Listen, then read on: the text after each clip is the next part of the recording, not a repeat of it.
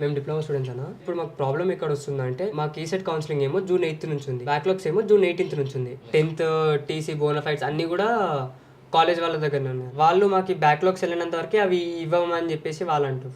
వీళ్ళు మమ్మల్ని దగ్గర ఒక 4-5 డేస్ నుండి కాంటాక్ట్ చేయడానికి ట్రై చేస్తారు. ఎందుకంటే Telangana state engineering common entrance test అని ఒకటి ఎగ్జామ్ ఉంటుంది.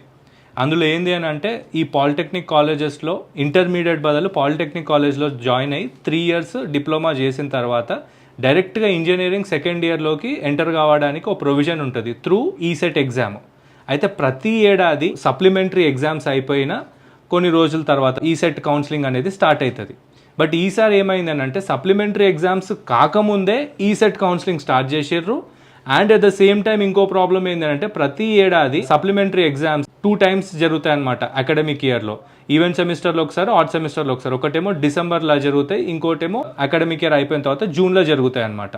సో ఈసారి ఆ డిసెంబర్లో ఎగ్జామ్స్ పెట్టకపోవడం వల్ల చాలామంది బ్రైట్ స్టూడెంట్స్ కూడా ఏవో ఒక రీజన్స్ వల్ల ఒక మంచి ఫేర్ ఆపర్చునిటీ లూజ్ అయ్యే ఛాన్స్ ఉందన్నమాట మంచి ఇంజనీరింగ్ కాలేజ్లో అడ్మిషన్ పొందడానికి. సో ఈసారి వీళ్ళ రిక్వెస్ట్ ఏంది అని అంటే గవర్నమెంట్ నుండి సప్లిమెంటరీ ఎగ్జామ్స్ అన్నీ ఫినిష్ అయ్యేంత వరకు ఈ తెలంగాణ ఈసెట్ ఎగ్జామ్కి సంబంధించినటువంటి కౌన్సిలింగ్ని పోస్ట్పోన్ చేయడం అన్నా, లేదు అది కుదరని పక్షంలో వీళ్ళ సర్టిఫికేట్స్ అన్నీ కాలేజ్ వాళ్ళ దగ్గరనే ఉన్నాయి.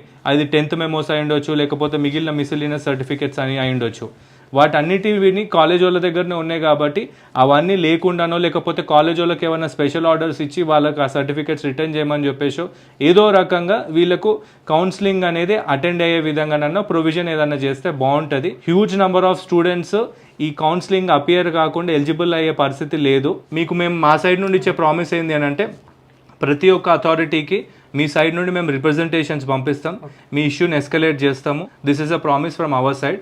ఐదర్ మీకు కౌన్సిలింగ్కి ఎగ్జామ్షన్ అన్న దొరకాలి, లేకపోతే కౌన్సిలింగ్ పోస్ట్పోన్ అన్న కావాలి. అండ్ ఇంకొక వర్స్ట్ థింగ్ ఏంటి అని అంటే అసలు మొత్తం తెలంగాణకు సంబంధించి ఎడ్యుకేషన్ డిపార్ట్మెంట్కి ఒకడే ప్రిన్సిపల్ సెక్రటరీ ఉన్నాడు. ఇట్లాంటివి ఆయన డిపార్ట్మెంట్లోనే ఇన్ని కాన్ఫ్లిక్ట్స్ అవుతుంటే హౌ ఈజ్ గవర్నమెంట్ వర్కింగ్ అనేది అర్థమవుతలేదు. సో ఇట్లాంటివన్నీ మీ దృష్టికి క్లియర్గా తీసుకొని వస్తున్నాము.